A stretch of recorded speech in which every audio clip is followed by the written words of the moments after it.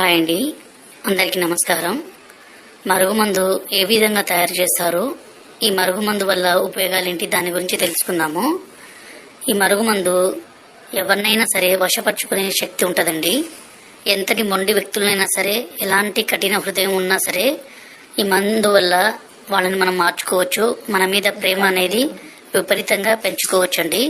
మనను ద్వేషించే వ్యక్తులు కూడా ఈ మందు మనం పెట్టినా చాలండి, వాళ్ళు ఇంకా మనం వద్దంటే కూడా మన వెంటే రావాలి. మనం లేకుంటే ఒక్క నిమిషం కూడా ఉండలేరండి.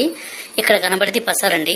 దీన్ని మనం బట్టలకి, చెప్పులకి, తలకి పోయడం ద్వారా ఎలాంటి మొండి వ్యక్తులైనా సరే మారిపోతారండి. అలాగే దీని పక్కన పౌడర్ అండి. ఈ పౌడర్ని మనం అన్నంలో కానీ, కర్రీస్లో కానీ, స్వీట్లో కానీ, కూల్ డ్రింక్స్లో కానీ, జ్యూస్లో కానీ కలిపి ఇవ్వచ్చండి.